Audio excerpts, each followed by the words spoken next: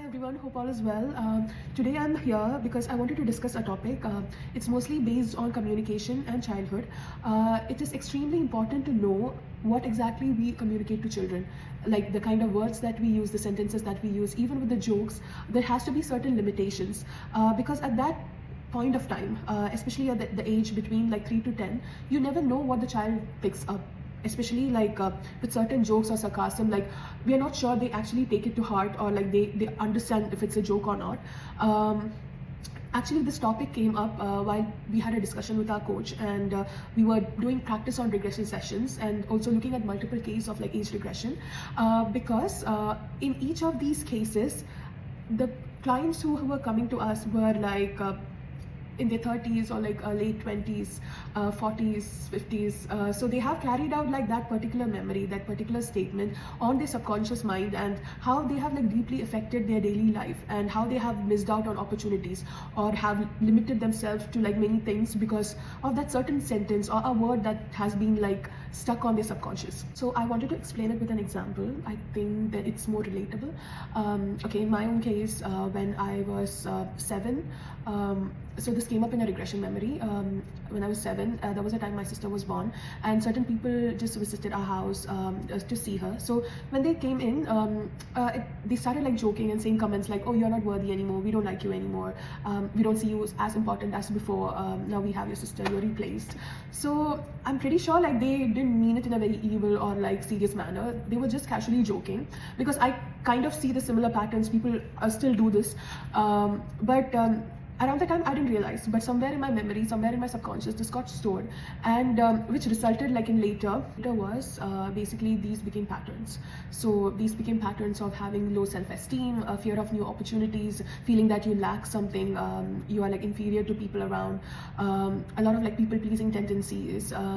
So these were all like these all began with these small gestures or these words that were like stored in my memory, like hidden in my subconscious as a child. Even though it was a joke, but you certainly don't know like at that age like how that child's mind picks up these things, and these just becomes like big limitations for them to like move forward. There are also a lot of cases that are related to school.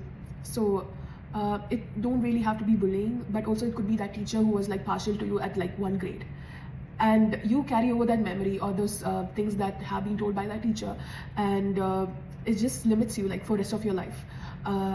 It affects your confidence. So I had a client who, when he was in grade 4 or something, he had a teacher who was like really partial, and she would say like very mean things, and she would constantly say that you mess up things, or like you're stupid. And the word stupid like basically got registered in his mind, and also the part where she said like, "Oh, you mess things up." And later, like, he is, after like many years also, has been, even after getting a job, he's still like scared to like take up projects. He always have this like anxiety that if I pick up some project I would like mess it up. Automatically, like, there's a tendency to like mess things up out of like anxiety that's caused by this. But a lot of time we don't understand this is this particular memory, but only once we go deep inside we know what are the statements that are stored.